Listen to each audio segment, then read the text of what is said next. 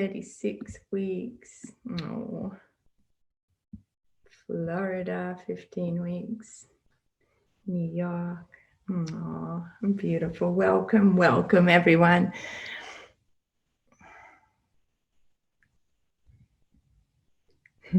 All these babies.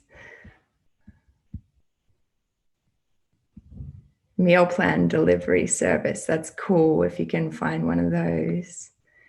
Danielle. You got parents close by, Elizabeth. That's beautiful.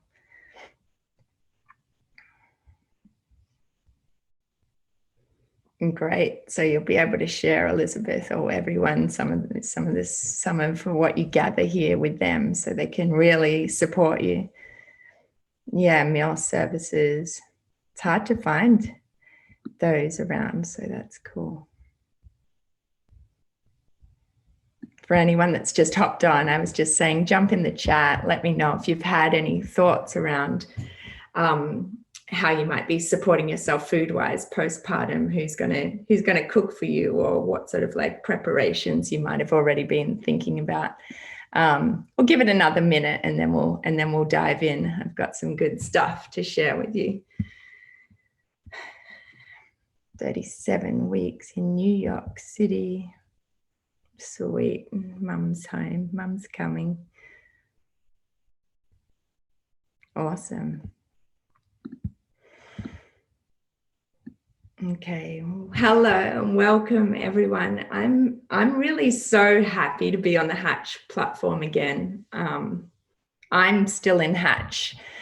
Pretty much, this is vintage Hatch. Seven years. I've got a 7-year-old, so 7 years on. I had my last baby 2 years ago, so she's 2 now, and I've sort of like watched this progression of Hatch over the years, and I just love this space that they hold for mamas now. So I'm really, I just feel really grateful to be a part of this community. Again, for those of you just popping on, I'd love you to pop in the chat and let me know how far along you are, and if you've already sort of like been thinking about postpartum meals and what your ideas are around that, who might be supporting you. I'm Narelle. I'm a postpartum doula, which means that I work with mothers right after the birth of their babies for the first 6 weeks or so, and I apply the principles of Ayurveda and other traditional modalities to really support mothers healing after birth. Healing well after childbirth, it's really of profound importance. It's not only for your immediate recovery after carrying and birthing a human, but it's also for your long-term health, for your long-term hormonal function, for the health of your baby, the health of your relationships, your spiritual, your emotional self. How a mother is cared for after she heals, after the birth of her baby, is of course going to have an impact on her ability to partner and to parent, and then to step into her place as a mother, you know, her very new role within her community. So I think like that, we could say that the health of our entire planet is really dependent on the health of our mums, because it's mothers who are raising the next generation, right? And when it comes to nutrition, specifically in the postpartum period, through my own personal journey and experience, I found there's just far too little information out there to really support, and there's not much guidance out there, including and especially within the modern medical system. So what I want you to walk away today with is a real understanding of that it is through nutrition, through paying attention to how you nourish your body in your postpartum time, is how you can really heal properly after birth. And I want you to know how much this will impact all these areas of your life, the physical, your mental health, your parenting journey, everything really. So we're going to be together for maybe the next hour or so. Excuse me. And I've really worked to try and concentrate this down into what you really need to know in regards to nutrition, so that you can really heal your body from your pregnancy and the hard work of labor and birth. And I'd love you to pipe in with questions. I'd love this to be interactive. I've got a fair bit to share, but I'll definitely leave some space at the end for any questions that come up as we go along.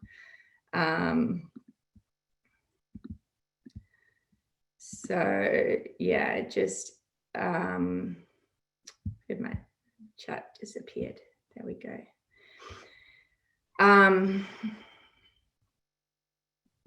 So I have 3 babies. I have a 2-year-old, a 3-year-old, and a 6-year-old, well, a nearly 7-year-old actually.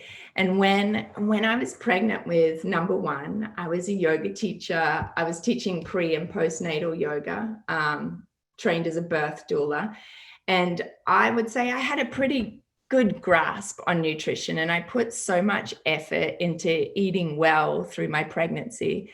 And I spent all of my energy really planning for the big birthday, which was a beautiful home birth. And I just didn't put much thought at all really into my postpartum recovery, because I think, you know, it's like you don't know what you don't know until you're in it.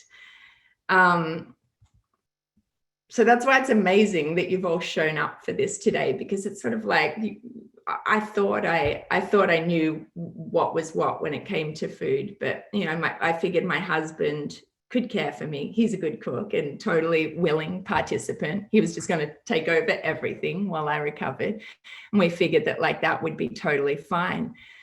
But what I didn't have is any understanding of really the physiologic impact that birth has on a woman's body and how specific a postpartum diet is. So the first meal that my midwife served me, which is what I had in the fridge, was a big bowl of yogurt and berries. And I was eating things like smoothies, cereal, like a quick instant fix, a lot of mamas go to. I was of course having some soups and other stuff, you know, good stuff like that too. But I think that it was really the impact of some of this crap that I was eating that really really impacted my healing. So I developed some digestive issues and back issues and sleep issues.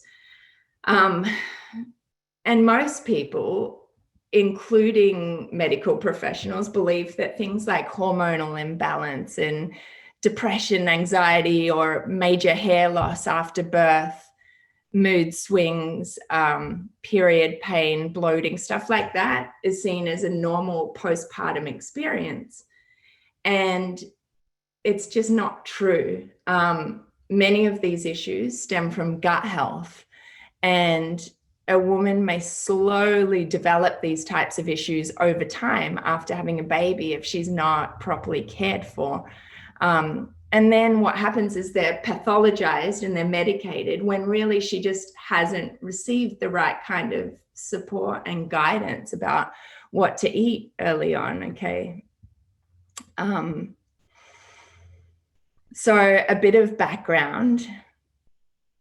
The first 6 weeks after childbirth are known cross-culturally to be a really potent window of time for a mother's healing and recalibration after the birth of having a baby, and across the board, all traditional cultures point to the four same pillars to ensure a complete postpartum recovery. So those pillars, just in brief, are number 1 is an extended resting period. And that can be anywhere from 21 days to 60 days, depending on where you are. But they all have that. Just knowing, you know, the work that the mother has been through to grow and birth this baby, and that she really needs to to spend that time resting and falling in love with her baby. The second pillar is warmth. There's a real focus on keeping mama warm, especially, if she's born in the dead of, if the baby is born in the dead of winter, but always warmth for both mama and baby. From her environment to her physical warmth, as well as the food that she's taking into her body. And not only the warmth of the food, but the heating qualities of the food, like the spices that are very warming in nature, that are sort of like cooked into her food and drinks. And also body work. Every culture has some form of really gentle body work for a new mother. And then, of course, nutrition, which is what we're diving into here today. And we're really going to focus on what you should be eating after the birth of your baby.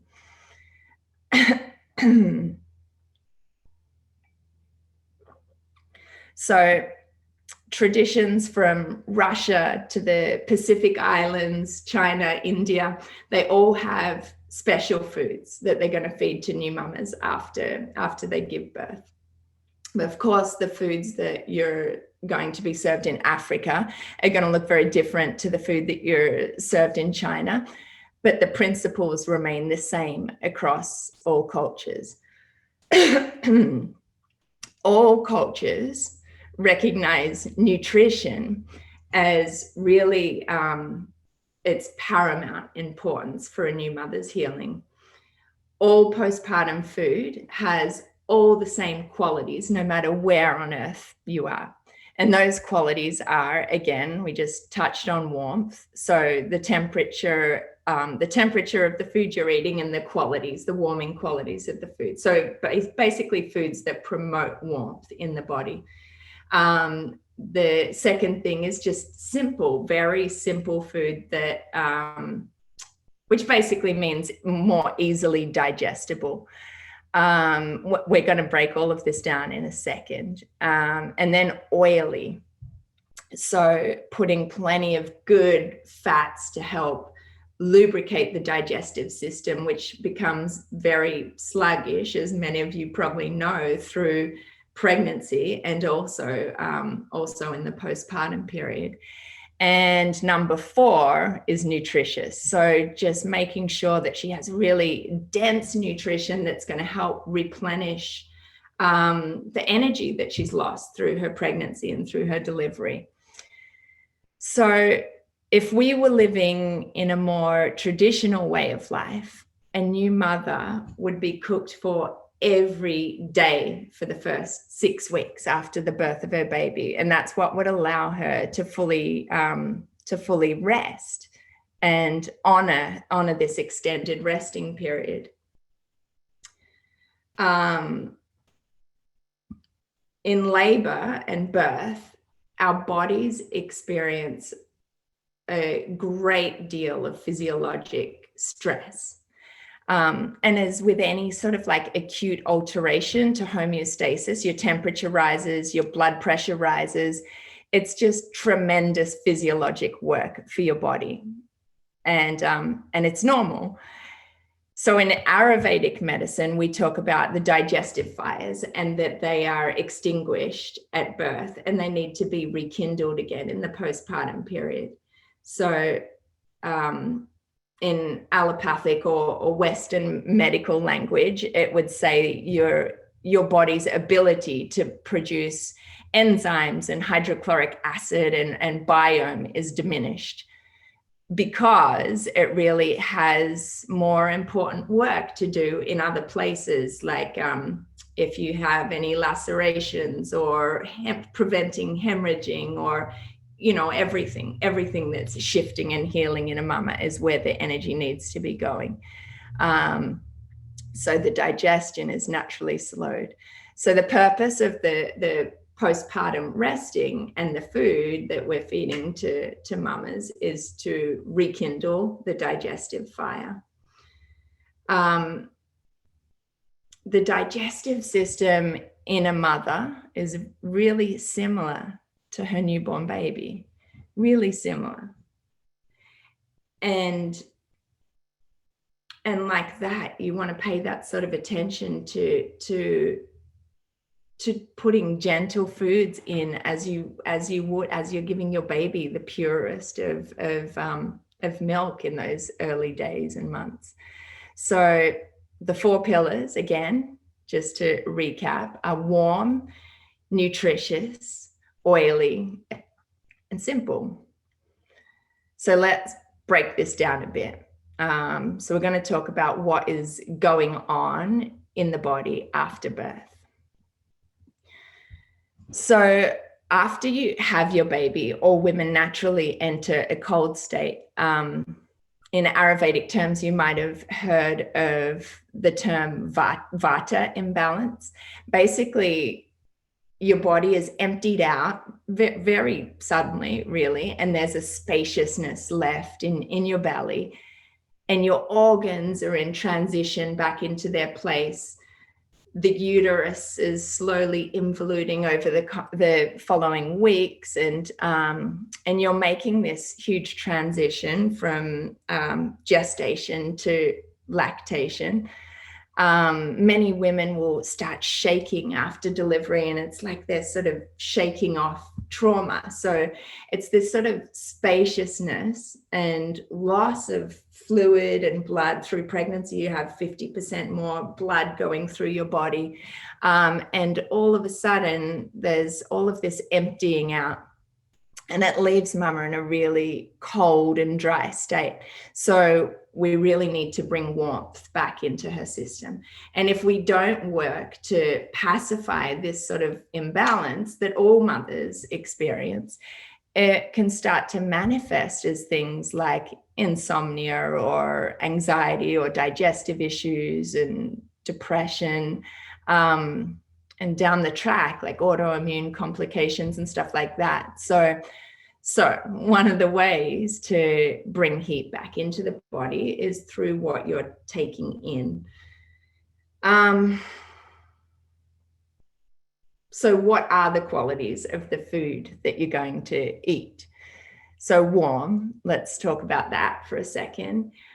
All food should be really well cooked and served warm and gently spiced, just to make it easier to digest. So if you're eating food that's warm, it will help you stay warm. It's really simple. It's really simple, and it wasn't anything that, especially I was in California when I had all of my babies, and that Californian lifestyle really loves salads and smoothies and all of this type of thing. But I didn't know about the warm piece when I was postpartum. Spices that are warming in nature, like ginger and cardamom and black pepper, coriander, cumin, those sorts of things. I'm not talking about chilies and spicy food at all. That's way too much, but just gentle warming spices. And that's really going to raise the metabolism and speed up the heat making process in your body after birth.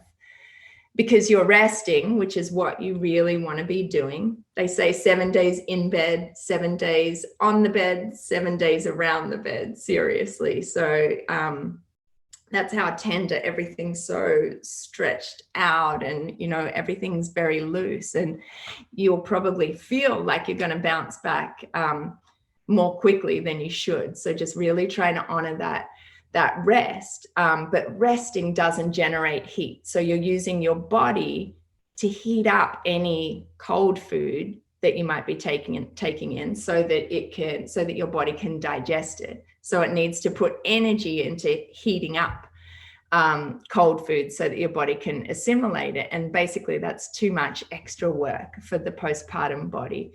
So food that's warm is easier to digest. So again, salads and smoothies, they just aren't really a great idea. For my number 3, I had a hospital birth, and I had a girlfriend bring me a couple of recipes that I gave to her. And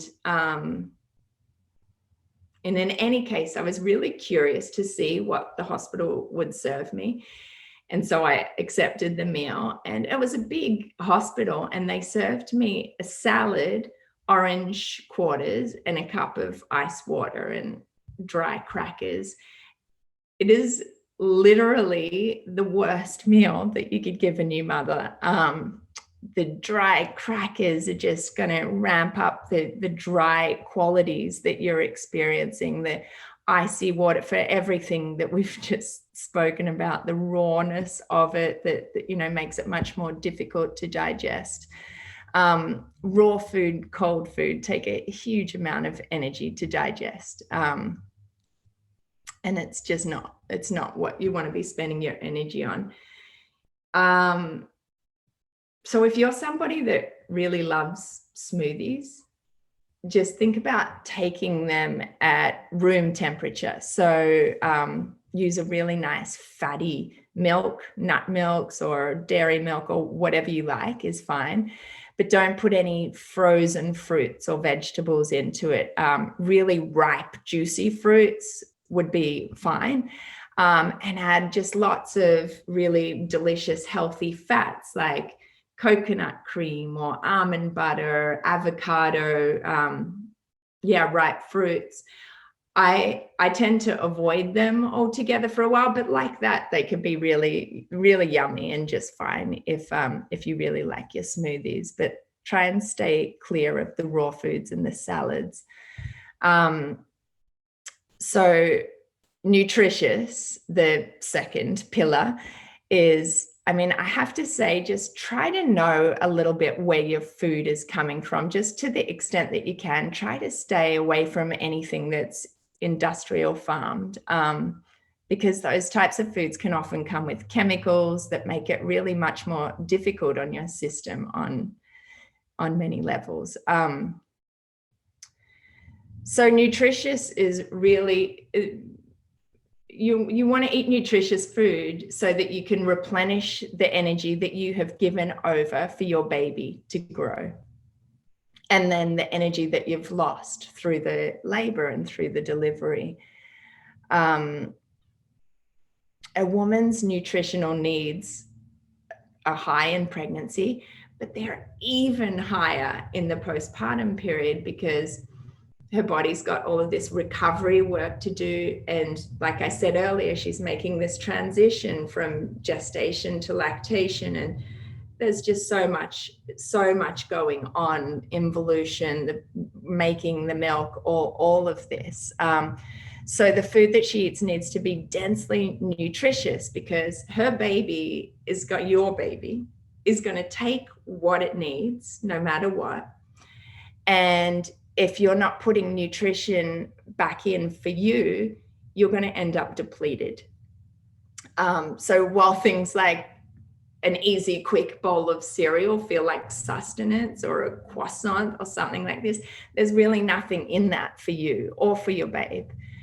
And food that your body can't digest it's going to become milk that your baby can't digest. And this is where your baby can begin to experience things like spit up or reflux or gas or colic or eczema. And it's not fun when you've got a little crying baby, even if it only lasts, you'll see very quickly one meal you eat and then there's a problem, and you got to get through that. And it's hard. So we're going to get further into specific foods, but just to talk a little bit about oily, the the third pillar. So in pregnancy, your digestion is greatly slowed down, because there's 4 times less blood going to your digestive system.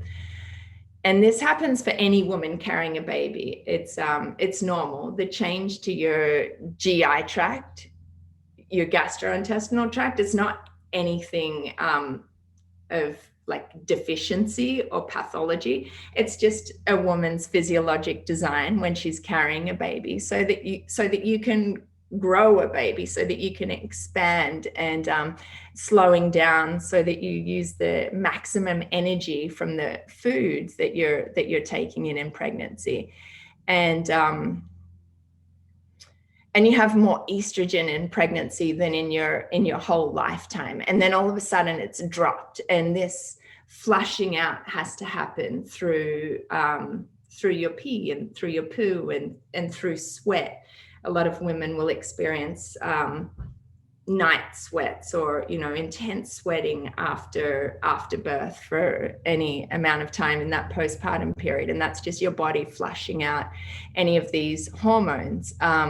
And if you're not peeing and pooing well, it's going to be reabsorbed into your body. So this is why women are really commonly just prescribed stool softeners in hospital, because it's necessary to poo.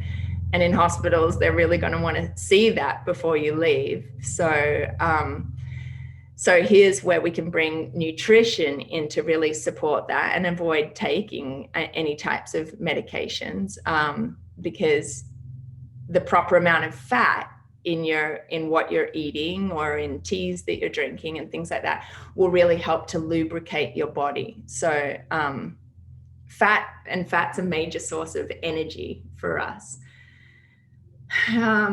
Good fat consumption really serves as a type of internal cleansing, and it gently and safely will remove any toxicity that's accumulated through birth, and it really more effectively helps tissues than water. And if you have insufficient saturated fats in your diet, nutrients just aren't transported as well, and cells don't live as long, and good fats bring down inflammation in your body. So that's fat. Simple is the fourth pillar, and that means just really easy to digest. Okay, because after birth, your body is under a great deal of stress. You've been through trauma. And any time that you're going through trauma in life, it's going to affect your gastrointestinal system, and your body's ability to produce enzymes is so much lower because of what we talked about earlier, because it's doing the important healing work, which is huge. So stress affects our digestive health. And if that becomes chronic, it can lead to mental health issues. And I say that because so many women, so many modern women are really afraid to experience postpartum anxiety or depression, or think that they're prone and susceptible to it when we have our prenatal meetings. And so with this understanding that nutrition can really support that, if we focus on the gut health, we just have to pay really careful attention to what our digestive system is able to cope with after trauma and after all of these totally normal physiologic factors. And through paying attention to that, we support our mental health. So let's talk about things that are great to eat. You might want to have a pen so you can jot some of this down.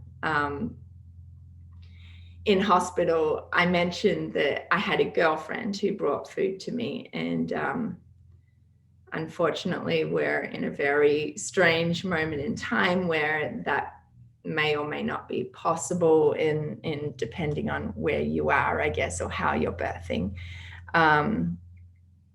She brought me a couple of thermoses with rice pudding in one and khichdi in another. And khichdi is an Ayurvedic staple for healing. It's mung beans and rice and some, the gentle spices that we're talking about, and some very specific.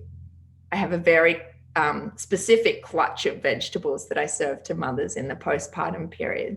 And so, yeah, it's like that, all of that in one dish, and it's really gentle on the system.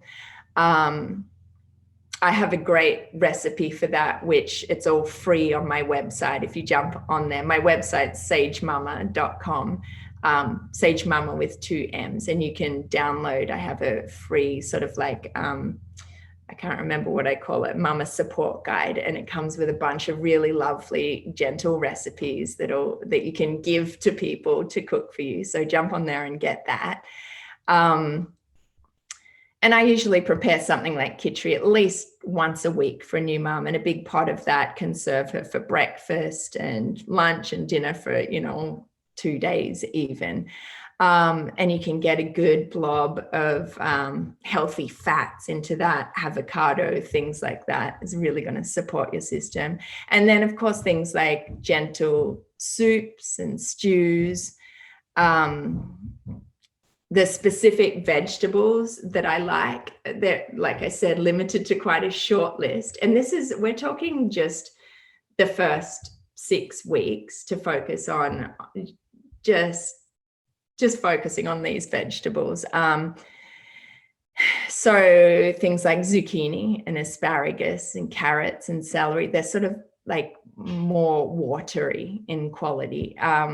Spinach, after, maybe the first 10 days or so, something like sweet potato or pumpkin squash might feel really good. Stewed apples. I love doing stewed apples with cinnamon or cardamom spices like that, because that really helps your system keep moving. And gosh, I remember being so afraid to go to the bathroom the first time after the immensity of pushing. And so a huge serve of stewed apples is going to make sure that you don't need to push again, because it's kind of the last thing you want to do. So I make a beautiful dish with tapioca pudding and stewed apples and honeyed almonds, which is really lovely. I have a recipe book that I'll share with you info on that, but it has all these recipes like that in it. The spices, I mentioned them earlier, but just to go over again, simple spices like cumin and coriander and turmeric, but not chilies and things like that. The things that we want to avoid are things that are going to cause more dryness in the body or expend too much energy, things that are naturally gas producing. So you don't want to be eating anything spicy, dry crackers, beans and legumes, those cruciferous vegetables, which are things like broccoli and cauliflower and kale, really gas producing. And I know if they're all things you love and the list feels so limiting, focus on what you can eat. If you're not used to eating like this, just focus on what you can eat, so as you don't get overwhelmed by the probably should nots, and just use it as a beautiful experiment to try something new. You really want to be avoiding heavy things like pasta and lasagna and cheesy casseroles. Tomato and cheese and stuff like that isn't great. I know these things feel like comfort food, and honestly, there's something to be said for that too, because you're wanting to keep the oxytocin flowing through you as you're producing milk and as you're bonding with your baby. So food that makes you feel comforted and warm is good. But I just am happy for you to have the education behind, just limiting it and keeping, eye on it and an understanding of how it might impact you. And the thing about these types of foods are that they're really what people want to bring new mothers, right? They want to bring lasagna. I brought that before I knew anything. I remember making a beautiful big lasagna for a girlfriend right after birth, and she loved it. She said it was life-saving. I put lots of veggies in it, but honestly, it's heavy and it's complex and it's hard on the digestion. So if it's hard on your digestion, you can bet it's going to be hard on your babies too. So it takes a little bit of forethought, pre-planning, gathering some recipes. And if you're lucky enough to have somebody who's going to prepare some food for you, sharing these recipes with them. And people want to help. They want to help. But for the most part, they need a little bit of a little bit of guidance or a little bit of, so you've got to kind of step into that mama hen space and just share the recipes and share what you're learning here, so that they can help you in the ways that are really going to serve you and your baby and your family.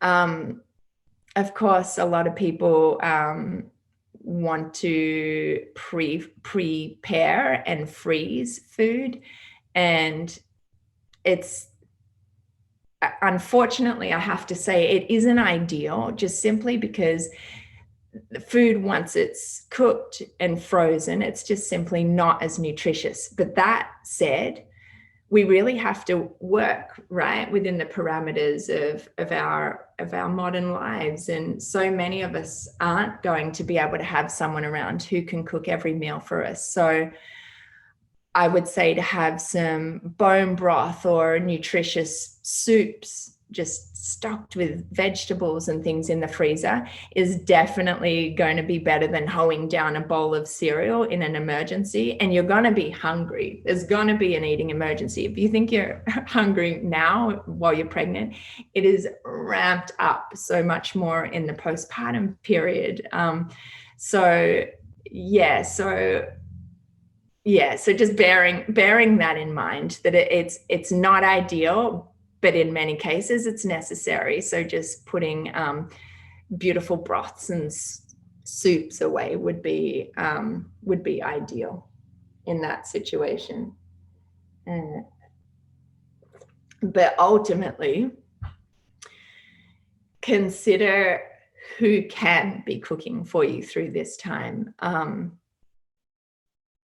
even if you have to invest in that, it's not a luxury. It sounds like a luxury. I'm going to get a private chef into the house, but it's not a luxury. And in traditional cultures, it is known that this is a necessity for the mother's ability to rest. Your ability to surrender into your extended rest so that you can heal, it really means that somebody needs to feed you the right foods. Otherwise, who's going to feed you? You're going to be up and doing it, or your partner's going to be wearing the load. And you need to be fed the right foods so that you can come back into balance. And I really put all of that on my husband. And so many women assume their partner can take it on, but it's honestly, it's too much for just any one person. Because both of you are going to be exhausted and adjusting, right? A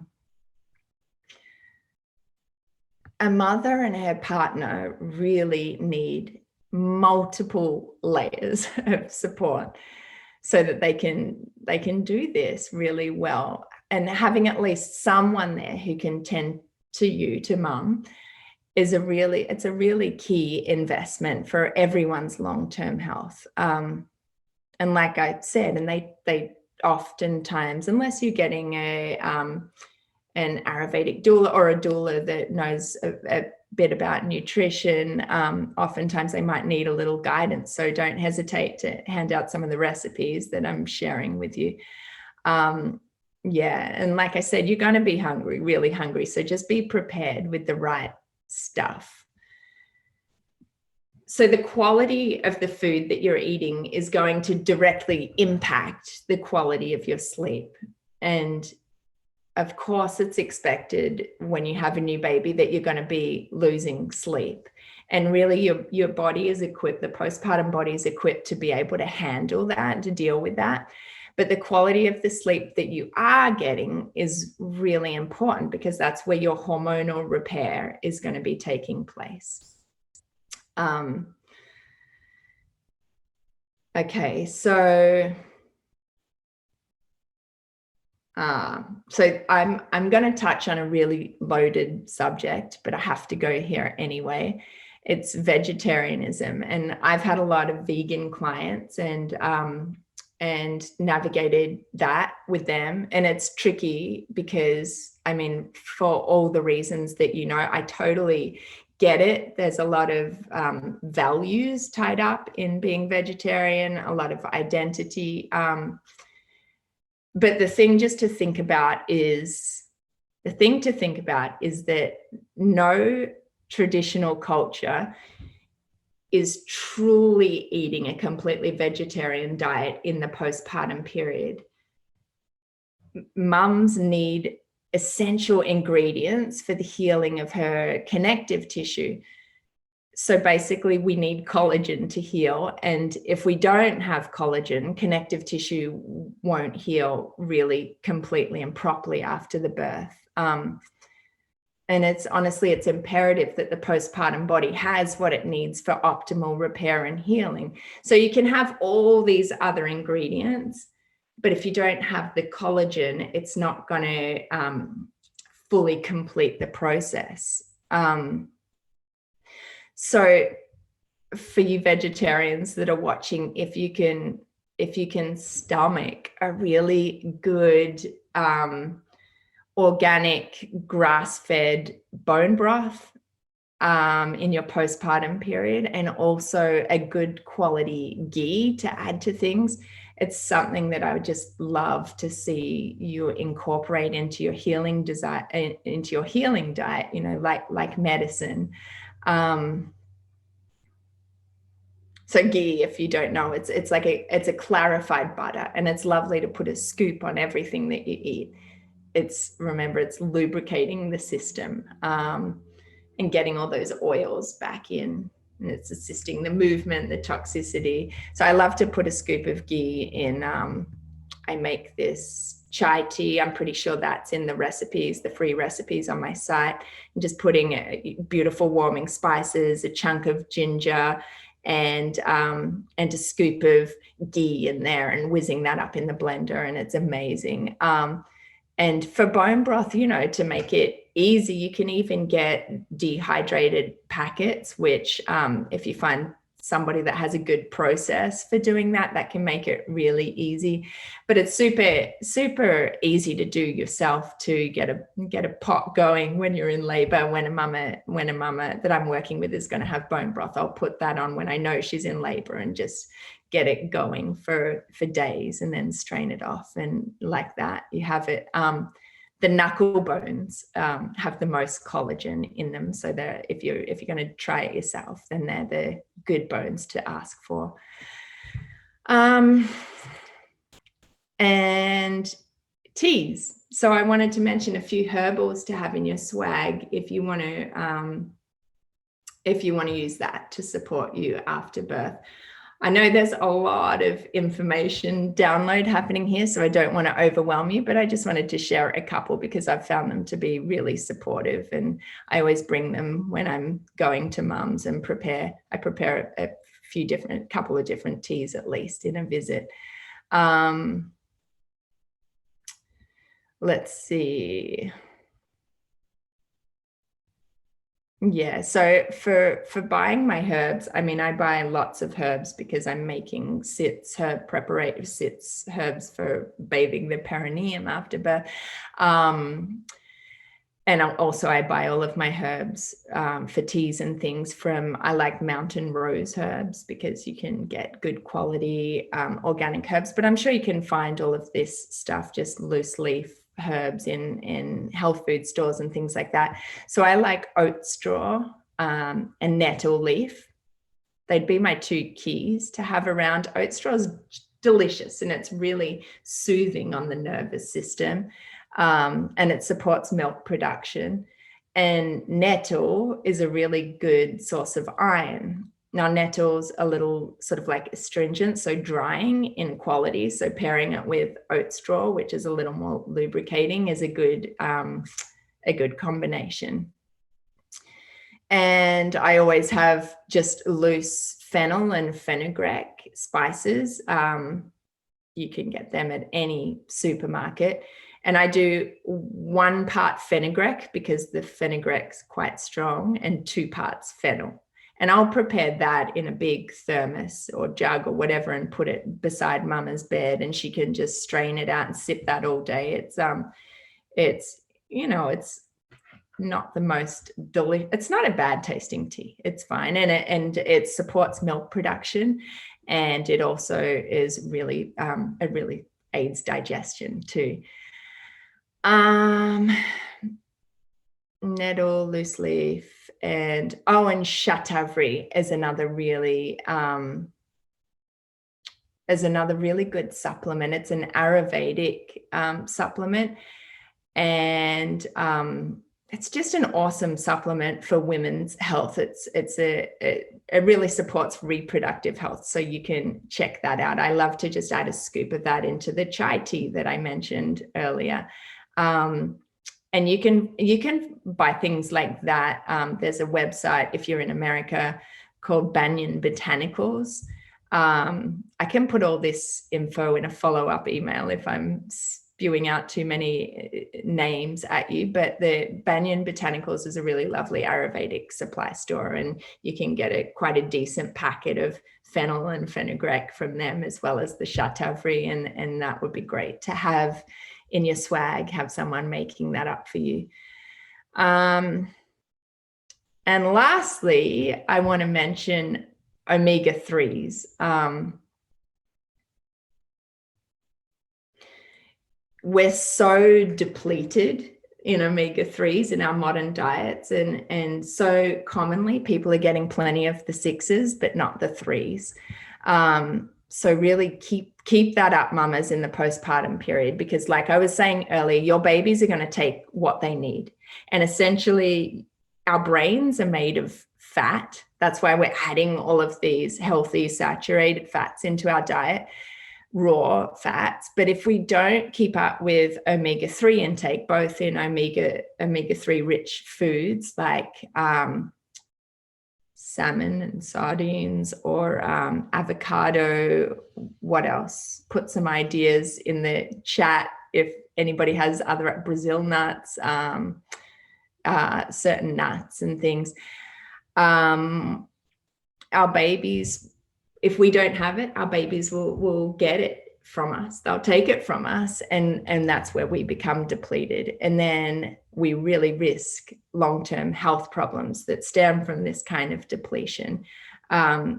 So yeah, and it's very common to see that, very low in newborn mothers. So yeah, keep that up, mamas. Pregnancy, labor, delivery, and then your postpartum window, and then breastfeeding and motherhood. It requires huge output from your body, huge output. So if you're under-supported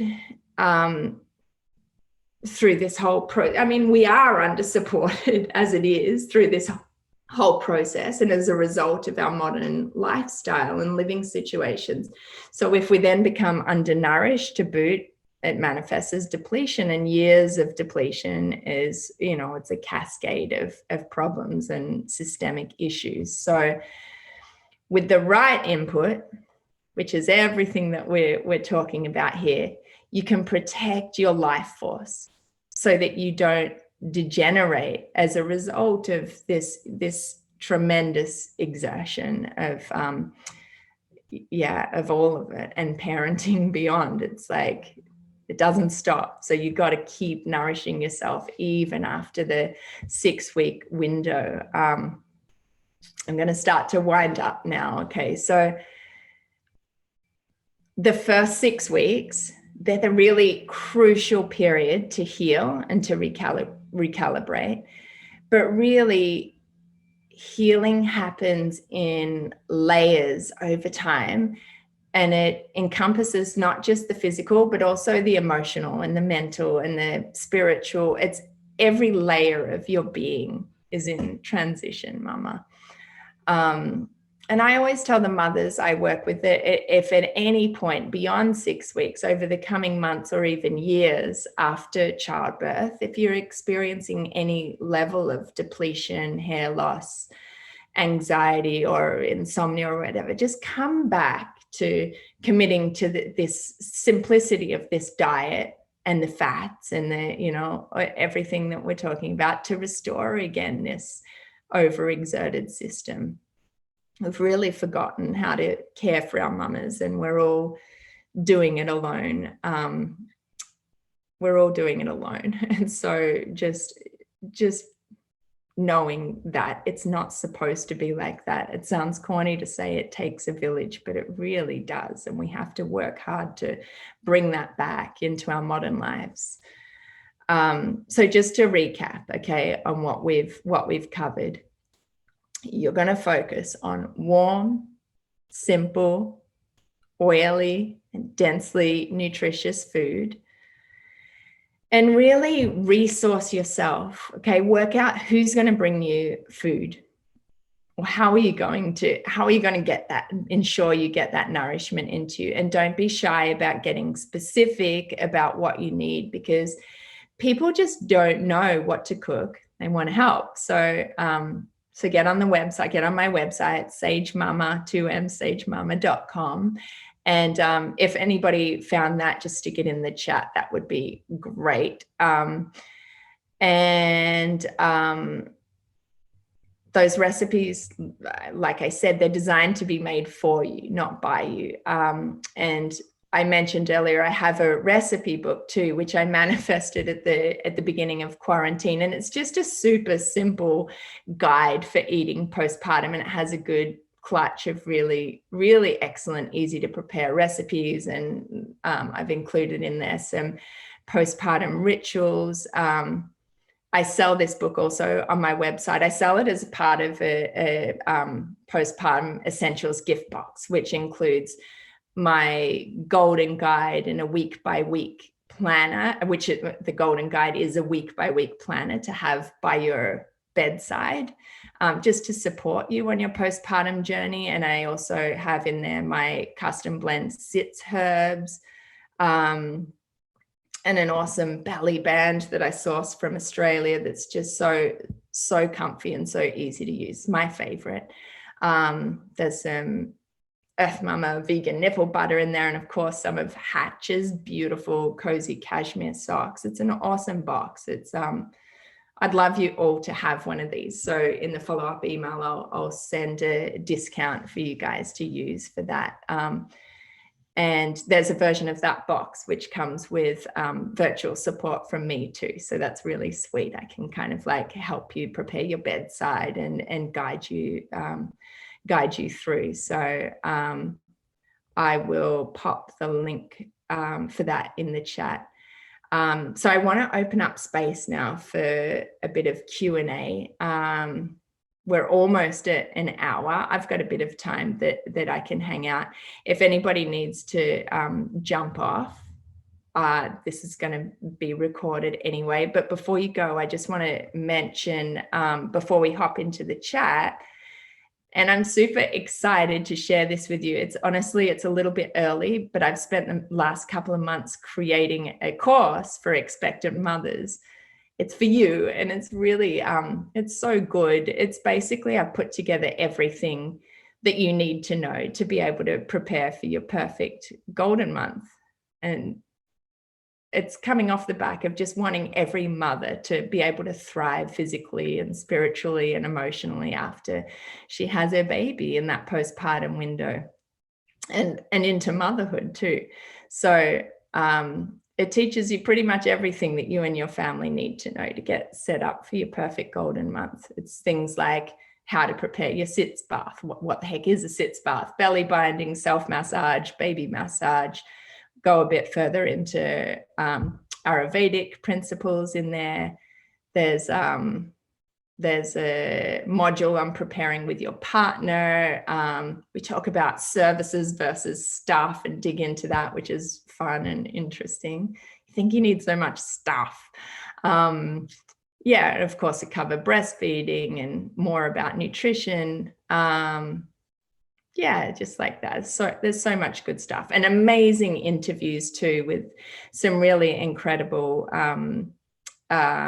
postpartum professionals that really, resonate with me and have inspired my journey. So I did lots of great, really fun interviews just to equip mamas with elders. We don't have that, and that's the way it's supposed to be. We're supposed to be supporting each other through this transition, and here we are just kind of going along doing it alone. And so that was a really important part of it. So I've poured a lot of love and attention into the course. It's probably going to be ready in about a month. I realize some of you may have given birth by then, so it might not work for you, but yeah, I was hoping to have it ready by today.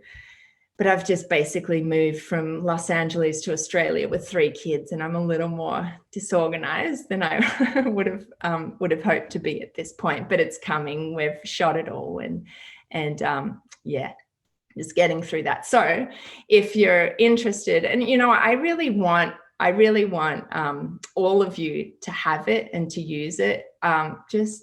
I'm really in service of mamas, and I really want everybody to have that. And you're literally the first women that I've told about it. So in exchange for your feedback, I'm going to extend a massive discount for all you Hatch mamas on it. And because it's going to be in pre-order, I guess the best way to do it is I'll pop my email in the chat. And if you're interested in it, just shoot me an email. I'm Narelle Melnick at iCloud.com. I'll pop it in the chat and just put in the subject line Golden Month pre-order. And then I can make sure that you get that big discount and get clued in as to when it does finally come out. Okay. So yeah, I'd love you all to check that out. All right, so let's jump into the chat, and I'm just going to scroll back and see. I don't watch the chat while I'm teaching because I get makes me anxious. I get all distracted. It's so difficult not being able to see you all.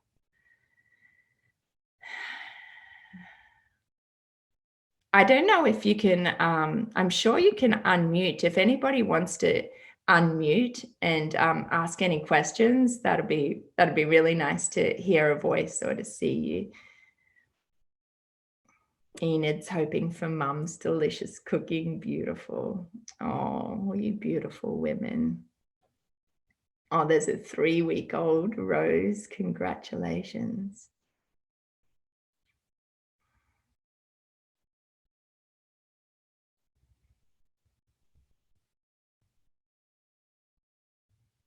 Cool. Prepared foods.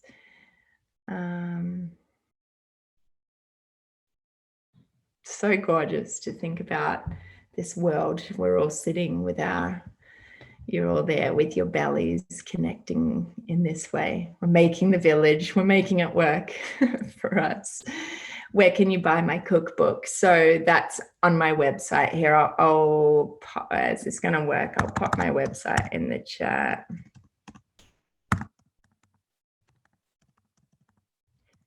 So you can download the recipes. There's a better way to do that. If anybody knows a better way to pop that in, but yeah, you can get the postpartum boxes on the website, and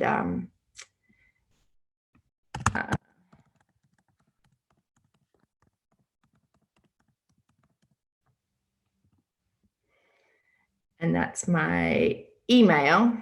And just pop in the regarding the course, just pop in the course. What did we say? Pre-order, Golden Month pre-order.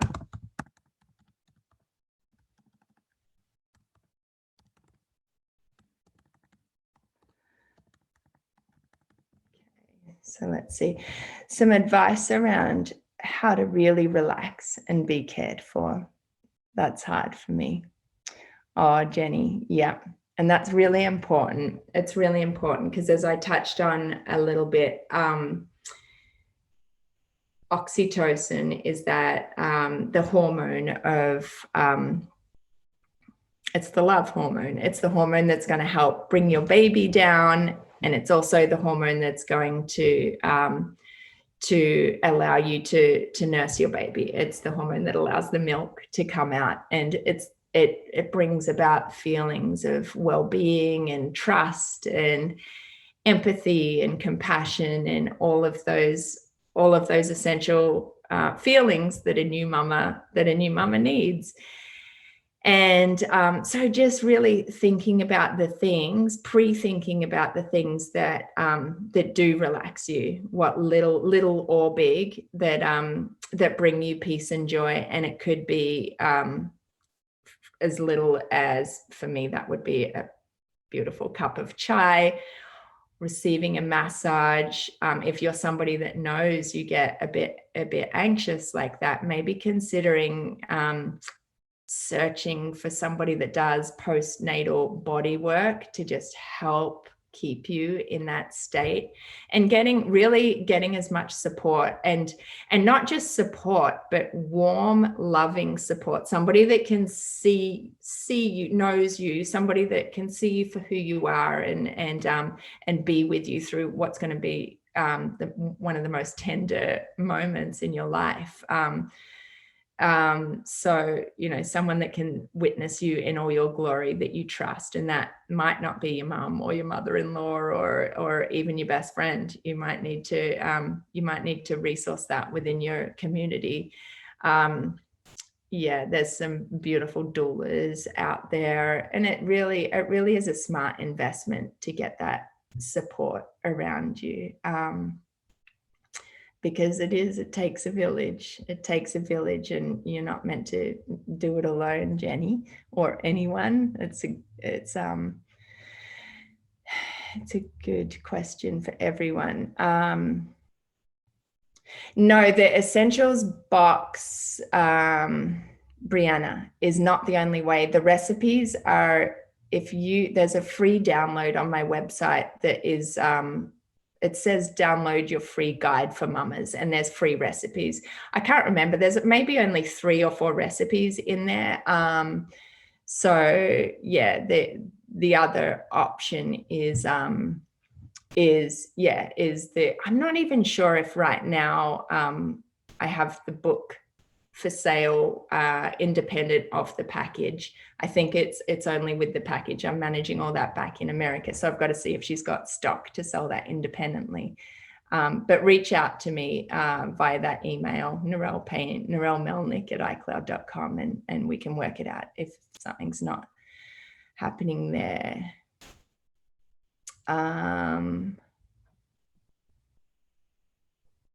Mackenzie, you're not seeing the messages I'm sending in this chat. Oh, that's weird. Oh, something just came up now. Well, can somebody else just type in sagemama with 2ms.com? Did anybody else see that? You just might have to scroll up a bit.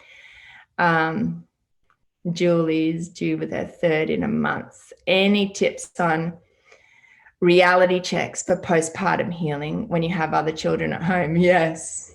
I had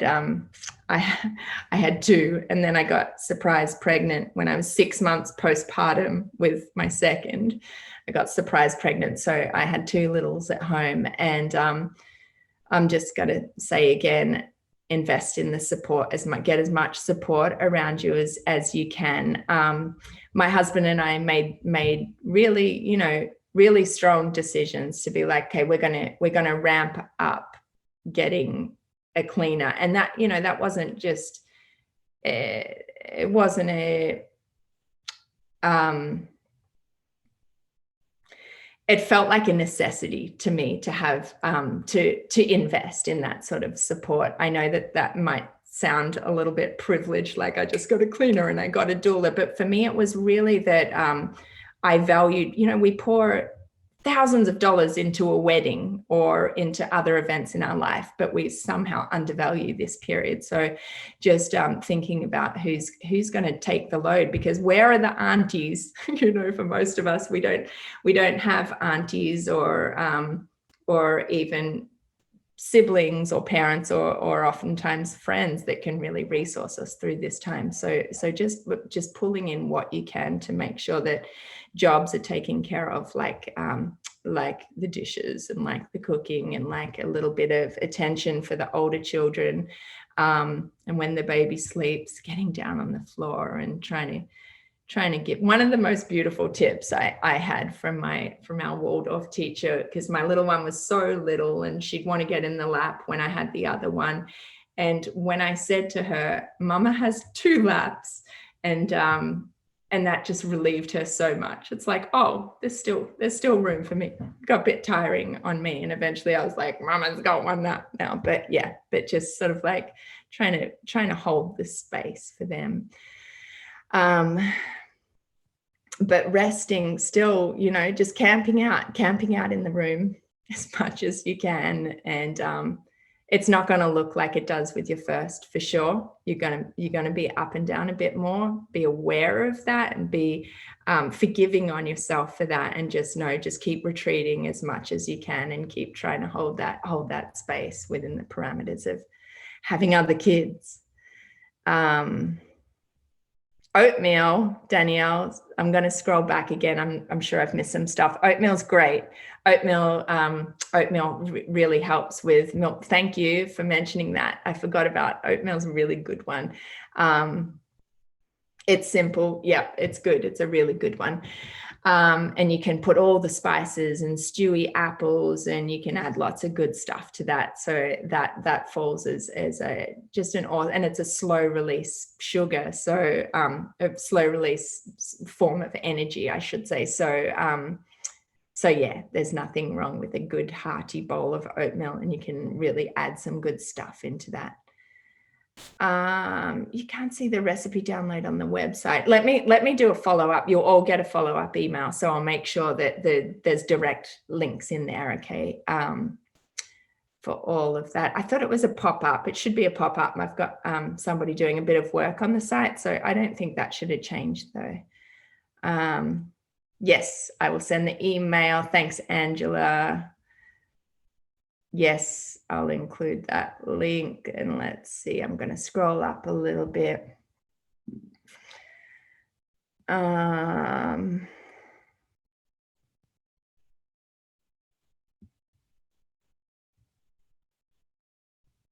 Taking digestive enzymes, Erin.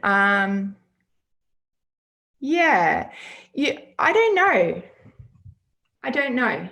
I think that, I don't think that would hurt at all. I think that's probably a good idea. Things like sauerkraut and whatnot that are very probiotic rich and healthy. They're far too strong on the postpartum body, but I don't see why postpartum enzymes wouldn't be a good idea. Shatavari tablets, liquid and powder. I like the powder. Any of it would be good, but I like the powder because I like to put it into my tea. Yeah, it's personal though. If you're going to be making yourself a milky tea, it's an easy way to get it in, or one of those probably. And if you're into doing smoothies like we described, you could whack it in there. More examples of recipes. Okay, so in a bind, I found myself doing something like, I just need a quick piece of toast. Just make sure you slather it in ghee and almond butter and a little drizzle of honey, and because you're going to find yourself in those moments. So just trying to get some good stuff into it. Yeah, you really just look at the recipes, grab the recipe book. There's a book called what's the beautiful Chinese medicine one, the first 40 days. There's lots of, they're kind of fiddly recipes though. I found it's a beautiful book though, and there's lots of things in there, so you might find some stuff in that book as well. I love to do a ginger curry with it's very simple. It's lots of onions and a really good chunk of ginger. The ginger helps with the uterine contraction. So in the first couple of days after that, ginger, turmeric, onion, turmeric powder, onion, and this is in the book as well. And that's got yogurt, but sort of like warmed up into it. And so that's really sweet and yummy. You want your food to be yummy, because we're thinking about keeping that flow of oxytocin. So yeah, yummy is necessary, because it's got to be delicious. It's got to bring you happiness and peace and joy. Gaia, yeah, I could go into all the recipes, but I think the best way is just look for that follow-up email and grab a hold of the book, because they're all listed out in there. Flax seeds, yep, that's a great source of omega 3s. Thanks for that, Catherine. Herbs. Okay, I'll list those herbs in the follow-up. Awesome, guys. How do you spell what, Brianna? Was it Shatavri? Maybe it's S. That's what it is, I'm going to guess that's what it is. It's Shatavri, Shatavri, VRI. Moon milk drinks. I don't, unless you're talking about Moon Juice, which is a Californian delicious juice company, which I love. And they do a great almond milk. But no, I don't know Moon milk. Eggs are great. I was just listening a couple of days ago to, I think it's in Chinese culture, some women eat eggs. I mean, they're a great source of omega-3s, and postpartum in China, women in little village communities out there may eat up to 16 eggs a day because, you know, it's cheap and accessible, and it again is a really good source of omegas. So I didn't see the previous question about eggs. Onion and garlic is okay. It's really controversial, actually. Onion is, if it's really well cooked, it's like over a gentle heat and well cooked into your food, it's fine. And garlic, and I put that in all my recipes. Honestly, it just has to be nicely cooked.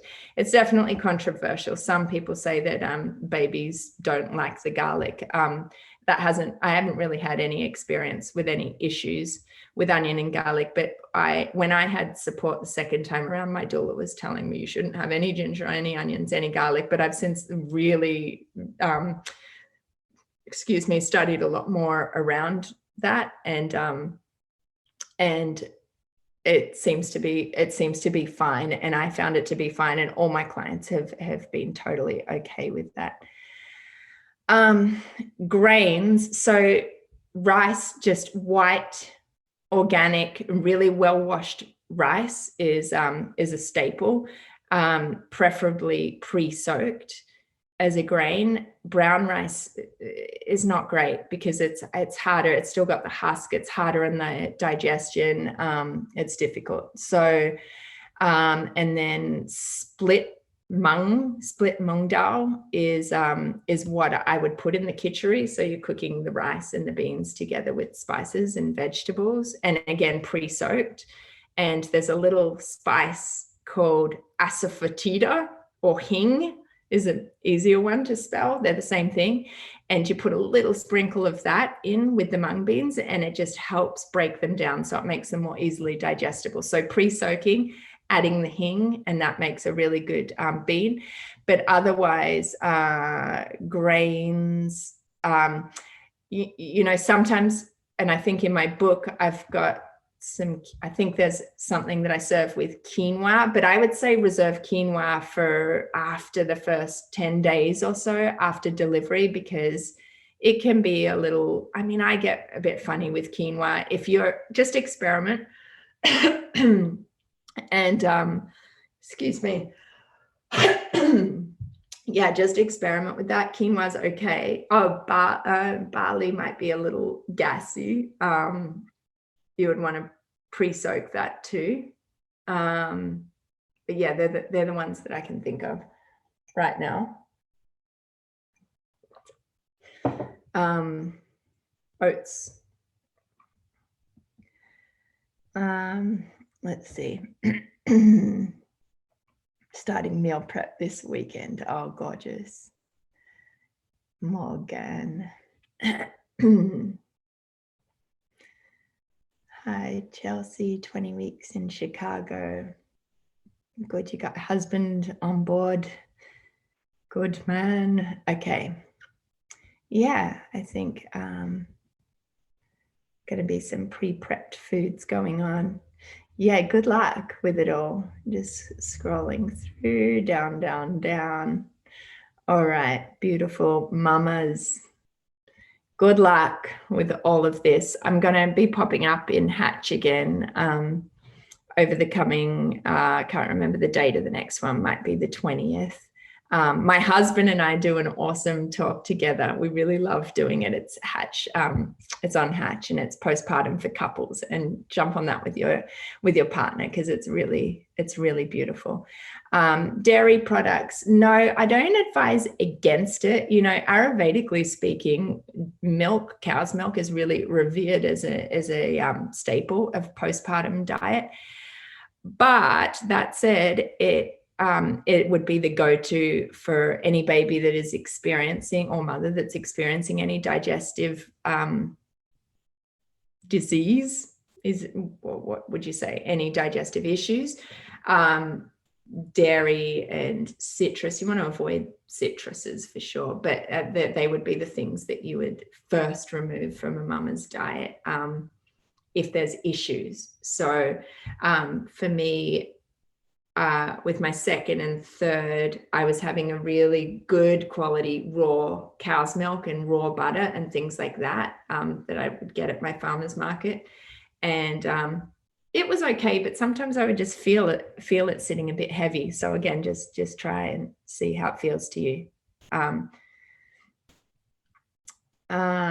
Golden milk, totally turmeric and spices. That's sort of like the chai that I make has some turmeric in it. So yeah, totally. And it was the one right after fennel. Fenugreek.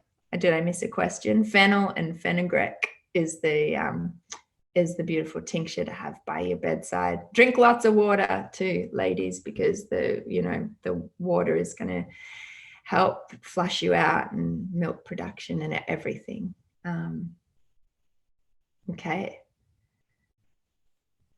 CBD. I love CBD.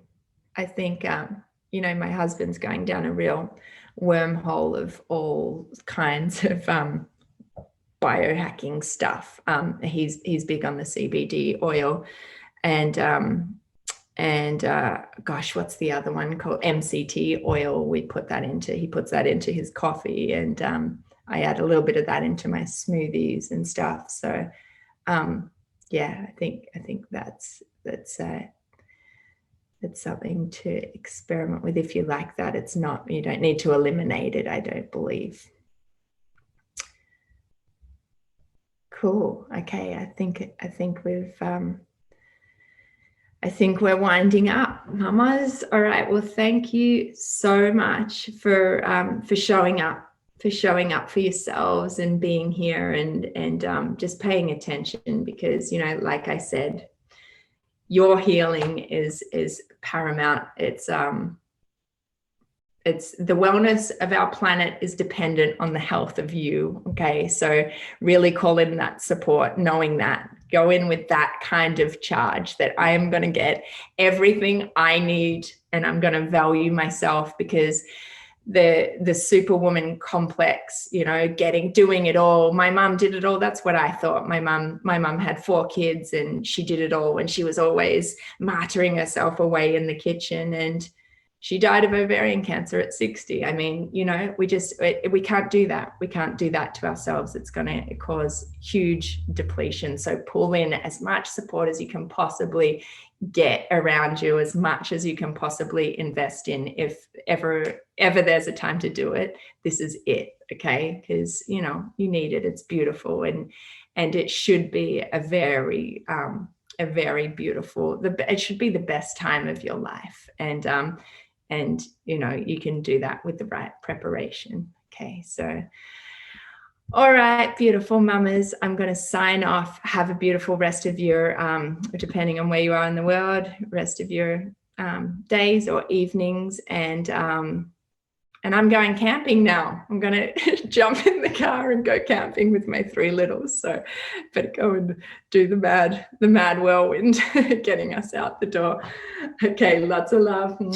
I'll see you soon, I hope. And stay in touch, okay? Get the course. Stay in touch like that, and it'll be great to see you. Okay, bye, mamas.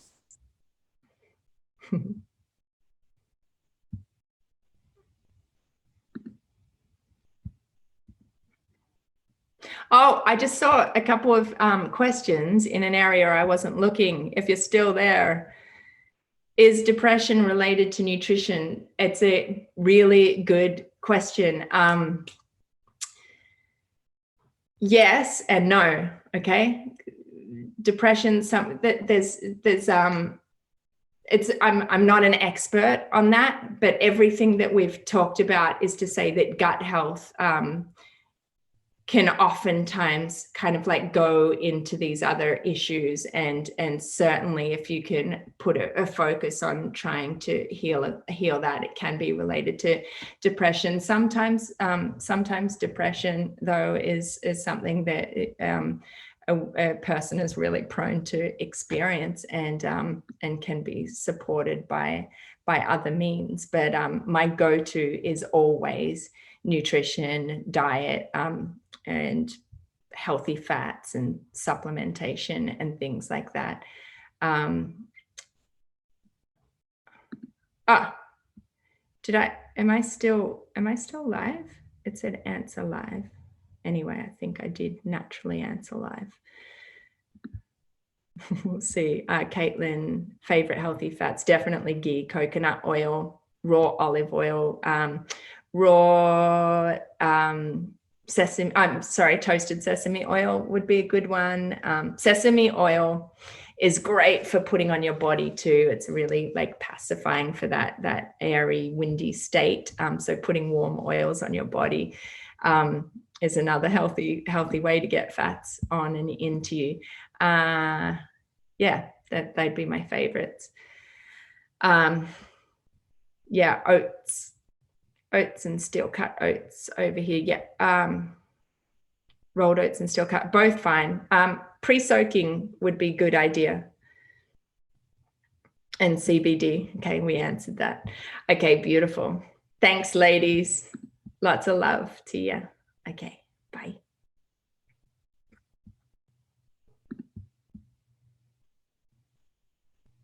I think this automatically, let's see. Yep, I'm just going to end meeting. I hope that they saved this for all of you that didn't make it.